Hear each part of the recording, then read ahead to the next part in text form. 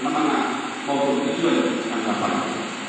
Sebelum ini saya sampaikan, kata tujuan pendidikan itu yang diharapkan oleh negara kesatuan Republik Indonesia yang pertama adalah mengantarkan bangsa Indonesia bertakwa kepada Allah Subhanahu wa Ta'ala, Tuhan yang Maha Esa. Yang kedua, mengembangkan energi tadi untuk menjadi orang-orang yang berakhlak karimah, bertakwa, bermoral, bertanggung jawab, mandiri, kreatif, dan hal lain terkait.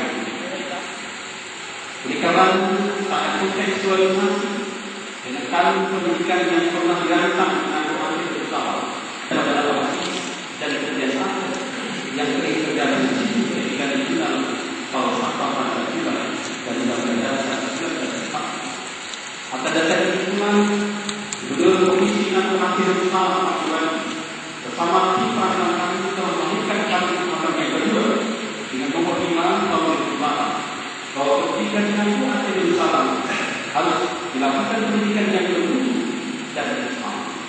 Konteks inilah manajemen berbasis Islam merupakan rangka berpikir atau paradigma berpikir yang sedang dilaksanakan oleh pemerintah dan patut disampaikan kepada semua kita agar masalahnya dapat terbuka dengan baik. Bapak Ibu berbahagia, saya mohon maaf.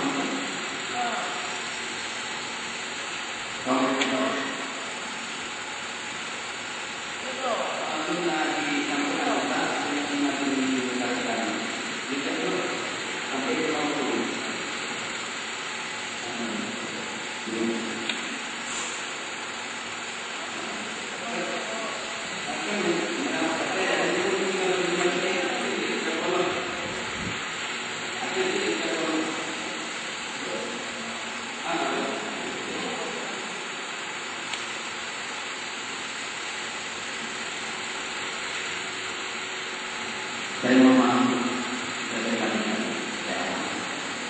Baik. Kemudian manajemen pendidikan juga dapat diartikan sebagai segala sesuatu yang berkenaan dengan pengolahan kursus pendidikan untuk mencapai tujuan yang telah ditetapkan, baik dengan jangka pendek, menengah maupun tujuan jangka panjang yang telah ditetapkan oleh lembaga pendidikan masing-masing. Kemudian pemahaman kita lebih lanjut adalah tanpa manajemen tidak mungkin juga pendidikan dapat diberikan secara optimal, efektif dan efisien dalam rangka inilah untuk kesadaran akan pentingnya manajemen berbasis sekolah memberikan pembinaan penuh dalam bahasa yang berkomunikasi kepada sekolah dan guru dalam mengatur pendidikan. Artinya bahwa visi dan misi pendidikan itu langsung dirancang oleh lembaga pendidikan kita masing-masing dengan berkolaborasi dengan stakeholder, melibatkan melibatkan orang tua dan murid, melibatkan semua pihak untuk melakukan program-program di lembaga pendidikan kita masing-masing.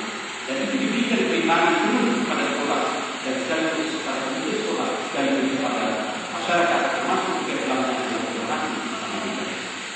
Jadi kalau dulu sekolah terkesan tadi kepala sekolah. Kalau dulu kita tanya Pak Kepala Sekolah, nampaknya ada informasi kepada kami bahwa sekarang ada dana bos. Boleh tidak kami bertanya, kenapa tersebar dana bos? Apa jawaban beliau pada pilihan yang lalu namanya adalah subordinasi, terpusatnya kekuasaan pada seseorang. Jawaban beliau sangat mudah. Kalau masalah dana bos, tidak usahlah tanya-tanya, karena yang beri juga bos, yang terima juga. Dulu begitu. Jika ada pertanyaan,